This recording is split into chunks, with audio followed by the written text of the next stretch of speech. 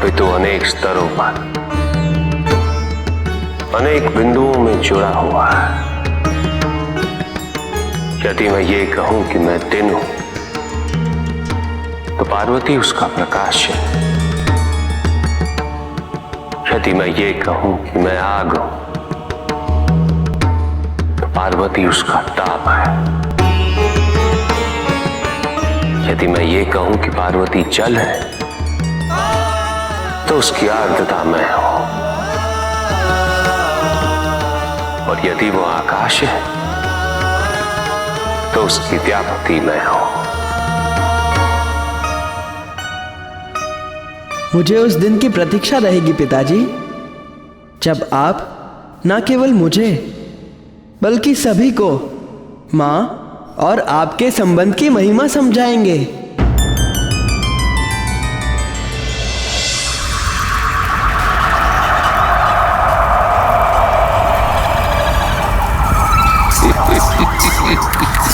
माता माता माता माता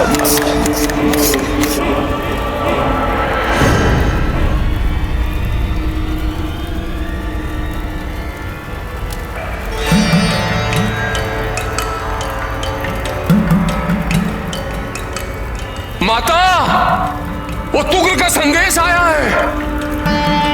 वो ग्रहों और नक्षत्रों का अभ्यास करने के बाद भूत और भविष्य बड़ी सरलता से बता देता है। उस तुग्र का संदेश आया है। वो कह रहा है कि कुछ सकारात्मक शक्तियां आपको प्रभावित करने का प्रयास कर रही हैं। आप उससे प्रभावित तो नहीं है ना माता? तुग्र ने कहा, हाँ माता यहां से चली जाएगी।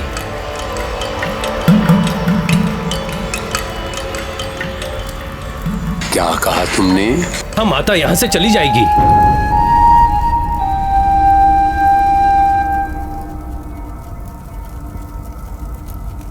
सुना तुमने? इसने कहा कि माता यहां से चली जाएगी। तुम्हारा इतना दुस्साहस! तुमने कहा कि माता यहां से चली जाएगी। मूर्खम, ये कहने का दुस्साहस कैसे किया?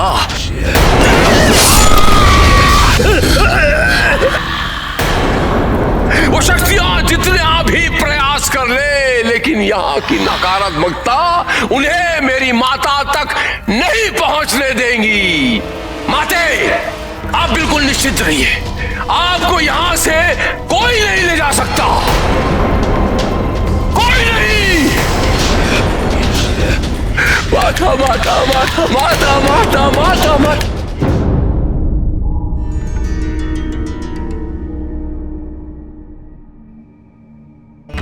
पिंडज प्रवरारूढ़ा चंद्रकोपास्थ कैर्युता प्रसादम तनुते मह्यम चंद्र घंटेति विश्रुता।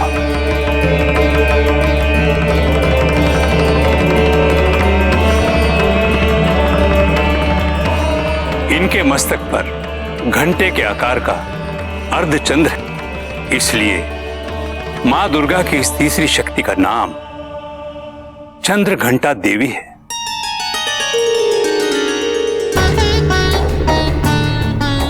इनका वाहन सिंह है। घंटे के समान भयानक चंड ध्वनि से असुर, दानव, दैत्य सदा प्रकंपित रहते हैं। और दूसरी ओर मां के भक्तों के लिए उनका यह स्वरूप आनंददायक और अत्यंत कल्याणकारी है। इनके साधकों में यदि एक और वीरता और निर्भयता का विकास होता है, तो दूसरी ओर सौम्यता और विनम्रता के भाव में भी वृद्धि होती है।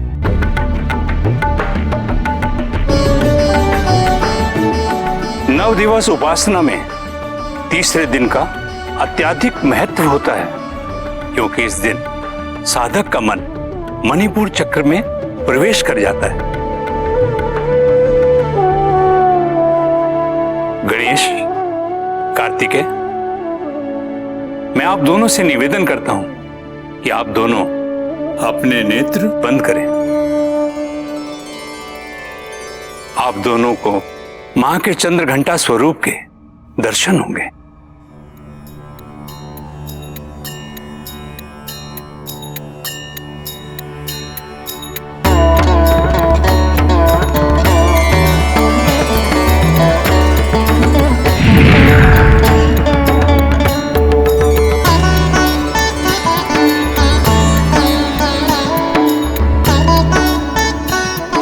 सुगंधियों और दिव्य ध्वनियों का अनुभव होगा।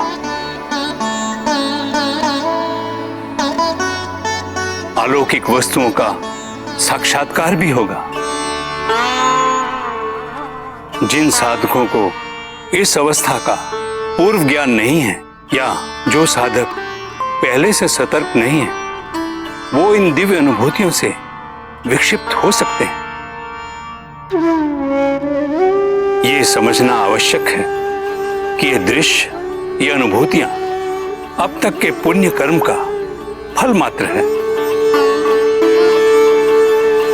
साधक को इस अवस्था से बाहर निकलकर उन्हें मां की आराधना करनी चाहिए।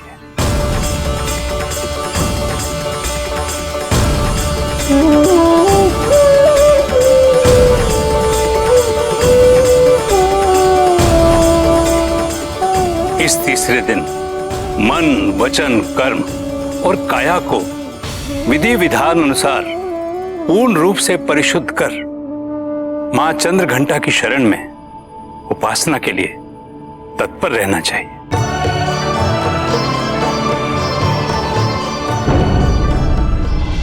देखा आपने देवराज, माता के इस स्वरूप से भय और असुरक्षा के सभी भाव मिट जाते हैं।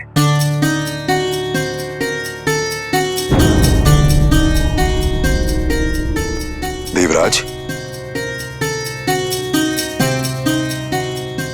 वो दानव विशाल काय, शक्तिशाली, उसे पराजित करना अत्यंत कठिन होगा।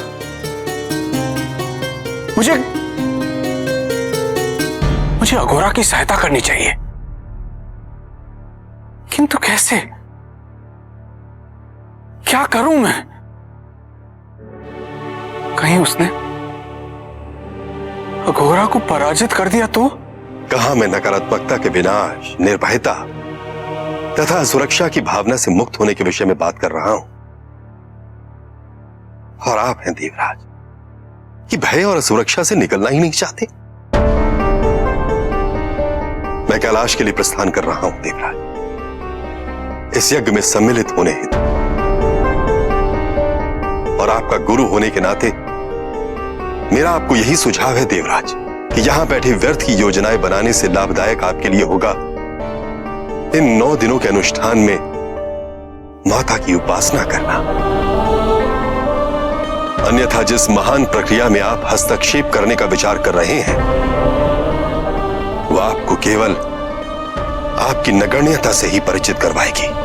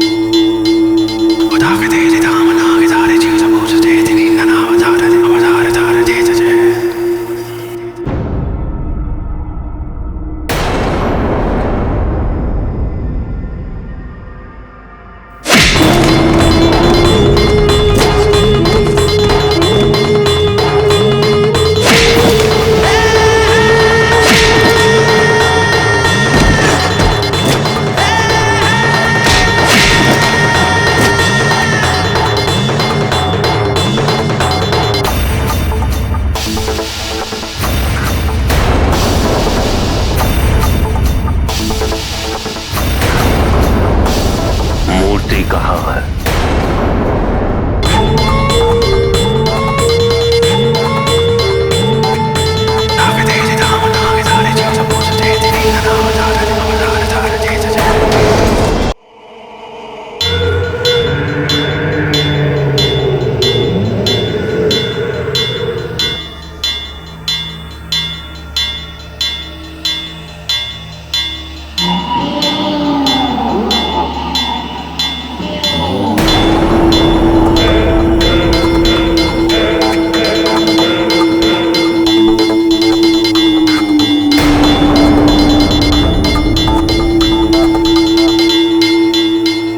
तीसरे स्थान पर देवी काली की स्थापना का समय आ गया है।